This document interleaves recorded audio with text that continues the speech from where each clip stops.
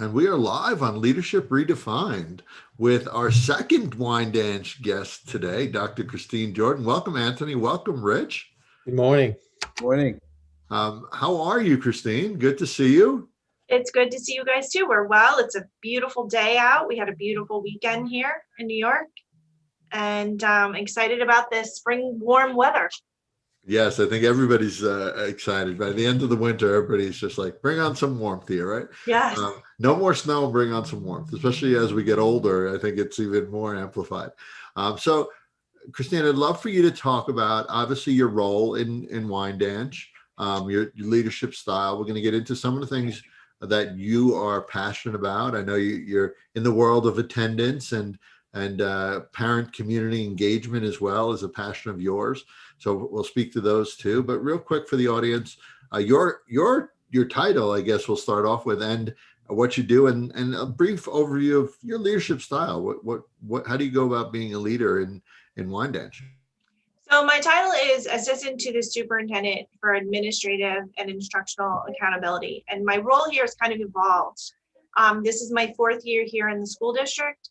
And I started out as Director of Math and Science, but as the school district has changed, my role in the district has changed. And I came from a very large high school in New York City where I was a data specialist and, assistant principal for organization. So I have a strong organizational and data background, but I was also a teacher for a long time as well. So my role straddles both instruction and accountability and organization. So currently, I work with BOCES on our transportation department. I assist with technology issues, definitely behind the, supporting behind the scenes on the one-to-one Chromebook initiative that was kind of super accelerated due to the pandemic. And then, when students ask what I do, I just say I solve problems. So it's really finding those gaps and filling them, and making sure that the teachers have what they need, the other administrators have what they need, and most importantly, the students and the families have what they need. And if it's not being met through instruction or HR or business, kind of leaves room for me to squeeze in there and solve it. And I love that you just didn't. Oh, by the way, you're responsible for technology too, and that's been kind of important through this pandemic. Most people have positions dedicated to that. And grants. I forgot about grants. Oh, grants as well. grants as well. Just because they all, it's just juggling balls in the air and finding a lot of times they overlap. We use our grants to support technology. Until one really can't happen without the other. So, Christine, you mentioned, I'll start off with the parent and community engagement, then obviously Anthony and Rich chime in as well. I know you're pretty passionate about that, and that is related to attendance as well, right? So if you could just speak to your leadership style, but also as it relates to the engagement piece with parents and community, that would be wonderful. So I don't know, and I'm kind of embarrassed to say this, and I'm sure that my professors from my doctoral and leadership programs would be embarrassed, that I don't really know my leadership style, but I will say it's modeling, right? And so when you're a classroom teacher and you want your students to solve a problem a certain way and show them the importance of critical thinking, you have to model that. That's not something that most people have inherently.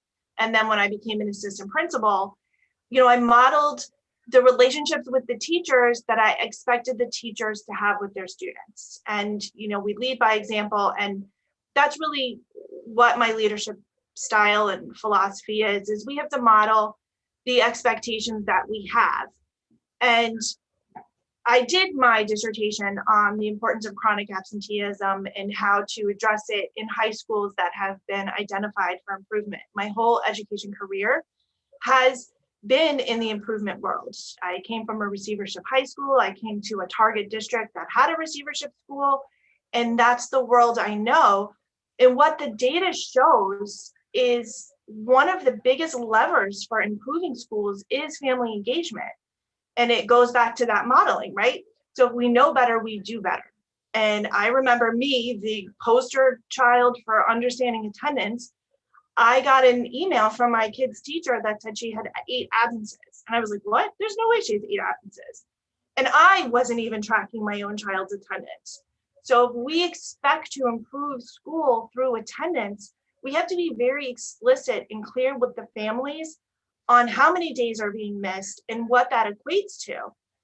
And so chronic absenteeism, it's 10% of the school year, it's 18 days. And it doesn't sound like a lot, but if you think about it, that's an entire month of instruction.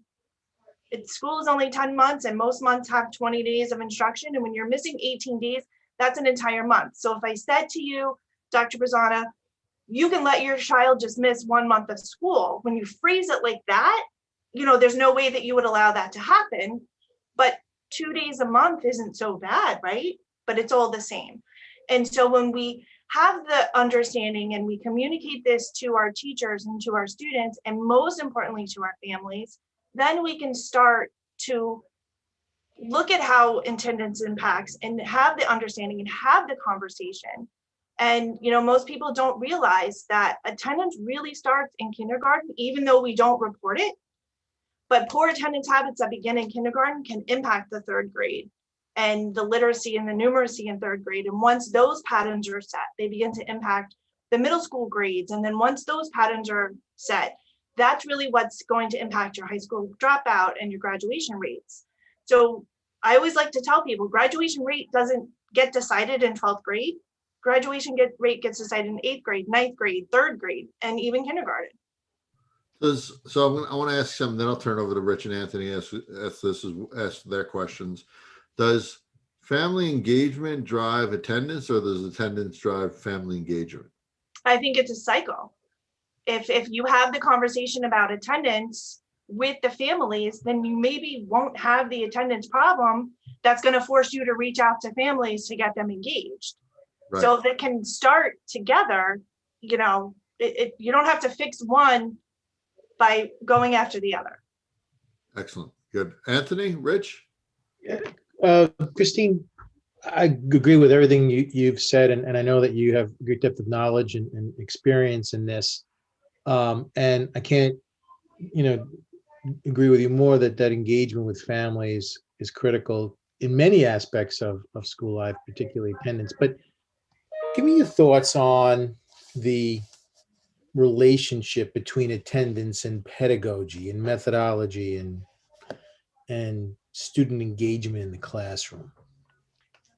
So, I will harken back to my days as a young, and I don't think I was ever a young math teacher, but I guess I was a young math teacher. And, we would have these department meetings and everyone would say like, oh, this kid only comes in once a week. And so as a teacher, sometimes we fall back on well, I can't possibly fix this problem because the kid is never here type situation. And so we have that, but also, is the child not coming to your class regularly because you're not engaging them? And I remember Dr. Rita, when she said kids don't learn from people they don't like. And, certainly when you're a high school student or even to some extent a middle school student, and you have that mobility and you're able to cut class, you're going to cut the class of the teachers either you don't like or are not doing the best job of engaging you. And that's certainly not true in elementary school for the most part. But in middle school and high school, engagement drives attendance. And I do think that sometimes as educators, we have a hard time seeing it. We take almost the reverse. I can't engage the student because they're never here. And so both of those could be true, but it's also taking the time to figure out which one it is and reaching out and building that relationship. Because if you build the relationship with your students and you're able to engage with them, whether it's about, how to solve a quadratic equation or what their favorite punk rock band is, because there are kids, believe it or not, that listen to punk rock music these days. And if you can engage with them, their attendance will improve. And then you're not battling all the time. They're not coming. They're not coming. They're not coming. I think in elementary school, it's a little bit more about engaging with the families because, my daughter's in 5th grade and she goes to school because I tell her to. If she stays home, I'm a party to that. When my son was a senior in high school, he did what he did. He drove his car. Maybe he did, maybe he went, I don't know. Rich? I just, before you go, I I'm appreciate sorry, your, I didn't mean to no, cut it's you okay. off. No, I couldn't Oh, get my mute yeah, off quick enough. yeah. I appreciate your answer. And I just want to say that I'd like to save this next question for your next meeting with us. And that is, how do you start to transform instruction to meet that student engagement piece? That is a huge, huge undertaking. And a lot of things that you said require teachers to take a long, hard look at just how engaging they are in the classroom. So that's a whole nother discussion, but I certainly thank you and appreciate your answer. Rich? Actually, Dr. A actually certainly has offered the point that I think I would wanted to pursue as well. You know, the matter, especially on the secondary level, Christine, notwithstanding all the other things you have to work with, you know that the cross systemic issues are sometimes really hard to tease apart, aren't they? And yes, it's true that parent engagement, even parent engagement with secondary students. And by the way, I like the word engagement instead of involvement, and I like that you use that term. Parent engagement in secondary level, I guess what we need to do is somehow, and I'm not sure how you would do this, or if you even tried to do it yet, over in Wyandanch, is to try to find out which does come first, the chicken or the egg, whether it's a matter of what the instructional levels are and the extent to which they've entice students to want to come to school versus the engagement piece. And then the piece we left out, and I know that's an issue in a lot of schools, I think in your school district as well, is the pandemic has forced some students to have to go to work. Mm-hmm. And that's another cross systemic issue that's really out of a district's control, isn't it? It really is. And, sometimes we'll hear about even corporations, like corporate that are employing students that really should be in school during the school day. And I know sometimes I've gone to the local Target and I've seen our students working there. And, I know they're probably working more hours than is legally allowed, or they're working during hours that they shouldn't be. And that's really where, and I'll say it again, engagement comes in, because it's not just parent engagement, it's also community engagement. And it's making sure, in my research, I've come across school districts that work very closely with their community and say, Al, you might own the local deli and you might employ several of our students, but it's really important that you understand as a business owner that employing students during the school day has a long-term negative effect on your business, because if they're not graduating high school, it's going to have an impact on the community's economics and civics for a long term. And so it's all of our responsibility to make sure that these students are in school and they're able to graduate on time, because we all know that high school graduates, earn more money, live longer. College graduates earn even more money than that. So as a local business owner, it behooves you to support the school district in getting more students to graduate. I don't think, we've reached that level of engagement here yet, because we have a lot more work to do with families before we start bridging that business gap. But I think that level of engagement is sometimes missed across the country. It's just engaging with community businesses and corporations that are employing these students, because school has to come first. It's a short-term solution to a long-term problem. And we have 40% of our graduating class 2 years ago was immigrants. And when they come to the United States, many of them are working to support their families, because that's what they were doing before they came here, because they're beyond compulsory age in their home countries.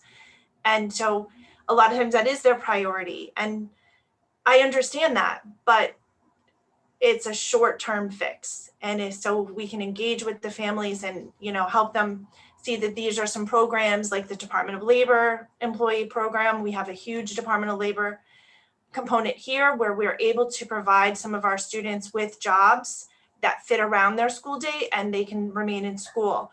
One thing I do think that the remote instruction has provided students with a little more leeway, and we've seen students turn in work at 11 o'clock at night. after they got home, and having the availability to, I missed my class, but I'm still able to do the work, has helped a little. But in New York State, this isn't a long-term solution. I think there are 17 states that provide almost a virtual high school, and we're not one of them. And I think if New York State can kind of help the districts like Wyandanch and some other high poverty districts develop an online school, that might provide a little bit of a solution for that problem for students who have to work or think that they have to work and still need to graduate high school. And/or restructure some things that you have the option to do with some planning. Like I know that Wyandanch High School's been talking about our cooperative education approach, which would have a great appeal to students. It's not easy to put in place, especially in a suburban area for that matter. Right. But it's certainly an opportunity for leadership to, I don't like this phrase, but it's the first one I can think of, think out of the box.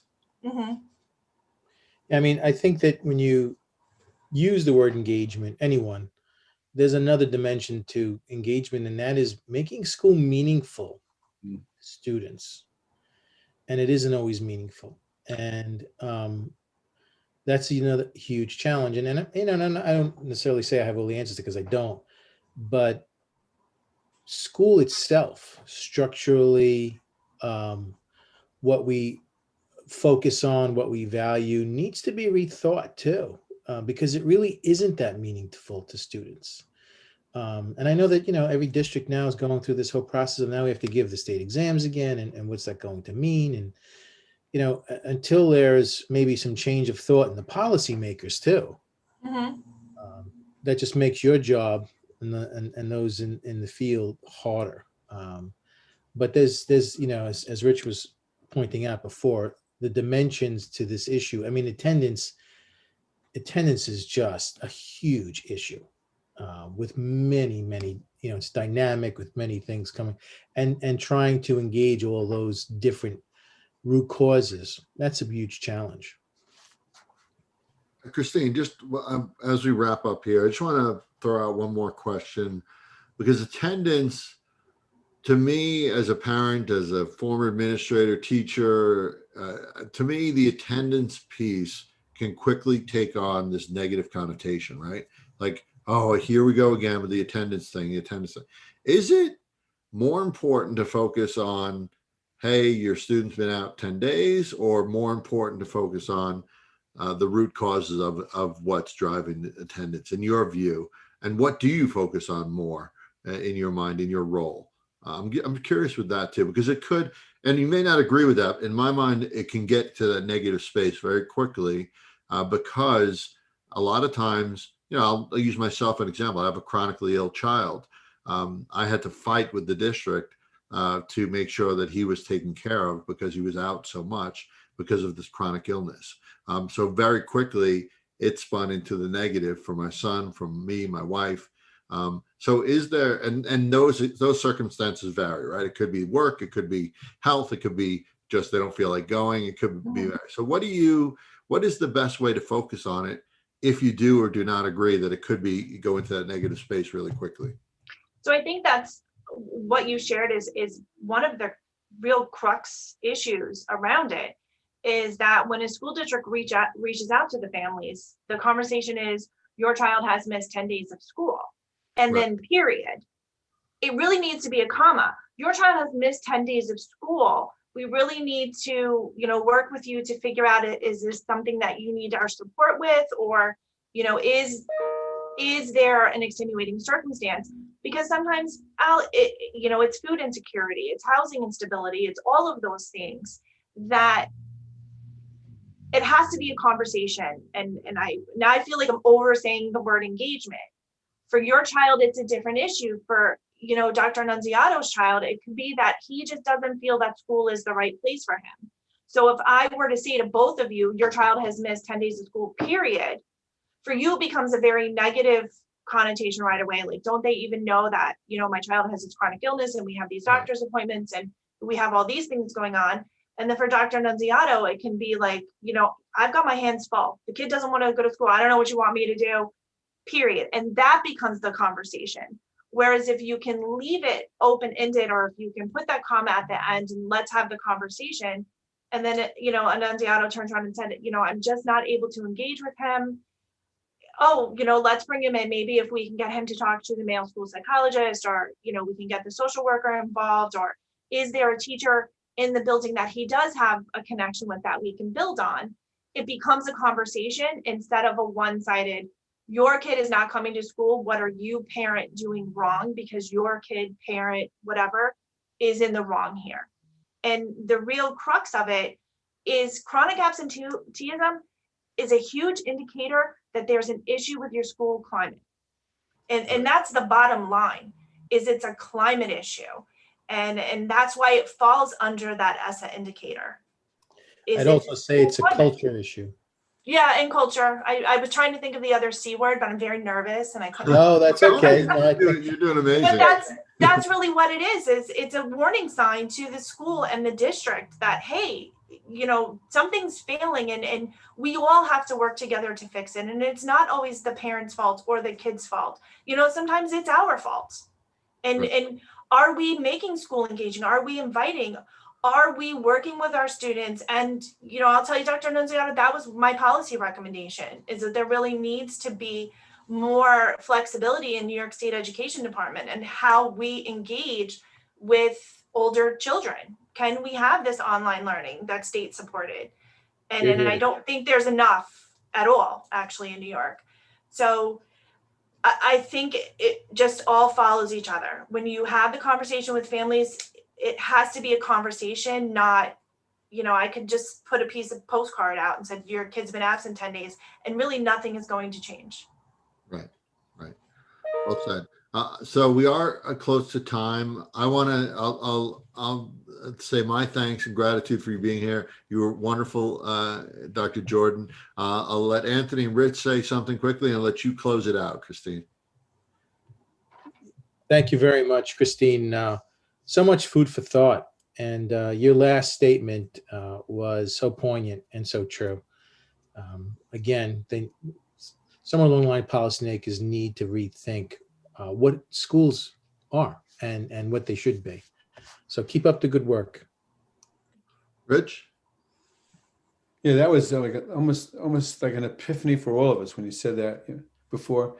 Now, really, I mean, all of what we at Leadership Redefined are trying to invest with you and help you co-develop has been that kind of points of view to recognize that this is a big hairy monster and it has lots of pieces to it, and it's just gratifying to hear that you recognize what the challenges are. If we interviewed Dr. Talbot, your superintendent, a little while back, and the screen she had behind her was about the graduation. Destination graduation. Yeah. Destination graduation. Well, the destination graduation is highly dependent on all of the facets that the issue is that we've examined with you and your leadership today. So keep on it. I know you're not taking your teeth out of the leg of it, so I'm just going to tell you to keep doing it. Thank you very much. And Christine, final thoughts from you? And I just think it's an evolving thing, and when we, as school districts and schools and educators, talk about engagement, it doesn't mean the number of people in your PTA, and that's really not what engagement is. Engagement is reciprocal, and it's about a myriad of things, and it can solve a myriad of problems. And even if it can't solve them, it can help you ameliorate them. And I think we need to move from, as an industry, away from engagement means the number of people coming to back to school night or the number of people, in the PTA, and that's not really what it is. And I challenge schools to find ways to meaningfully engage with families and give them the tools necessary to become true partners in their child's education. And also, maybe move away from parent engagement, and it's really family engagement, because I think particularly in districts like Wyandanch, it's not always the parents. Sometimes it's a parent and someone, or sometimes the parents just are unavailable. yeah, thank you. Christine, I really appreciate your time, appreciate the conversation. And we will be seeing you soon as we continue to work in Wyandanch. We'll be seeing you soon. Thanks so much. Really appreciate Thank it. you. Thank you. Christine. This was fun.